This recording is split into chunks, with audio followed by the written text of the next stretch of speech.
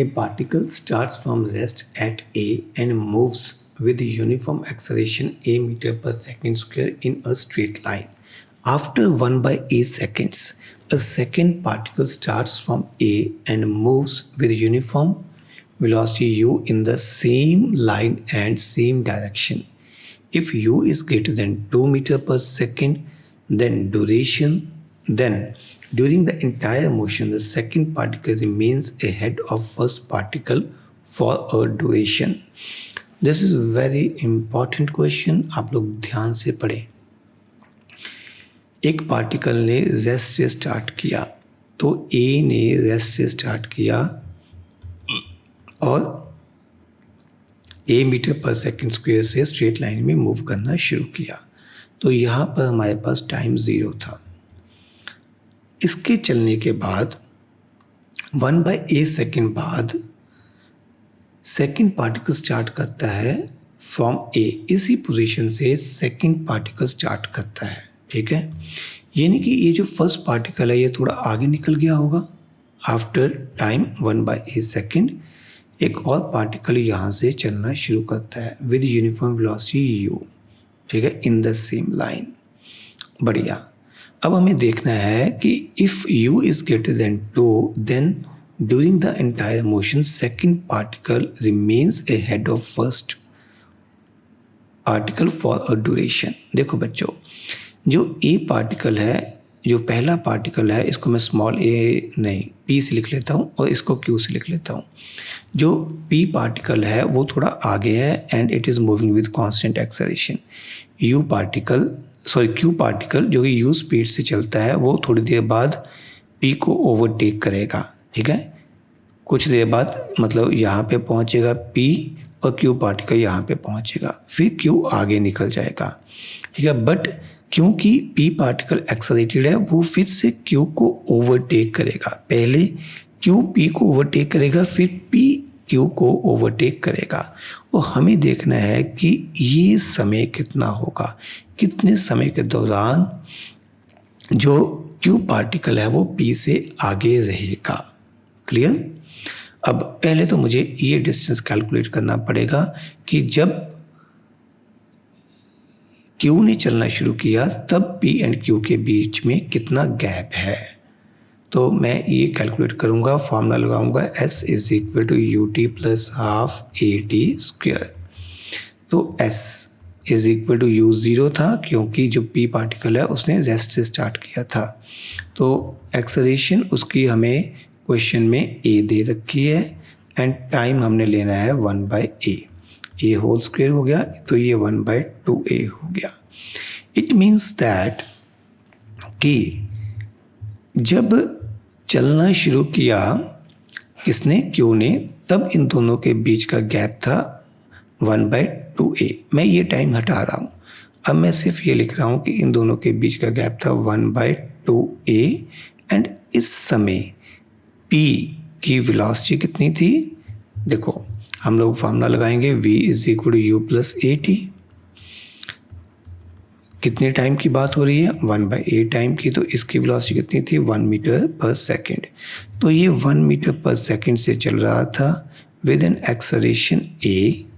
ठीक है, अब हमें देखना है कि इस समय के बाद ये कब मिलेंगे. ये 2 बार मिलेंगे. तो basically we will get a quadratic equation and we will get roots of that quadratic equation. जो उनका डिफरेंस आएगा वो टाइम हमें चाहिए होगा.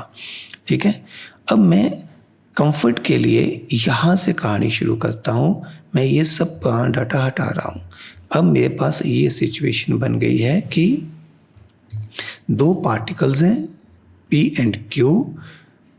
p थोड़ा आगे है at a distance 1 by 2a from q.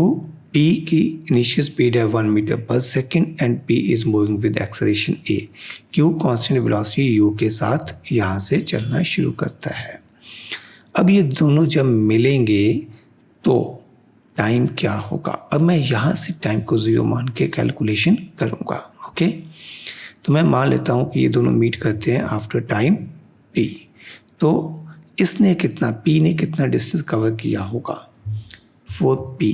मैं लिखूँगा s ठीक है, ये डिस्टेंस बेसिकली s हो जाएगा। s is equal to u t, u1 हो गया u t plus half a into t square.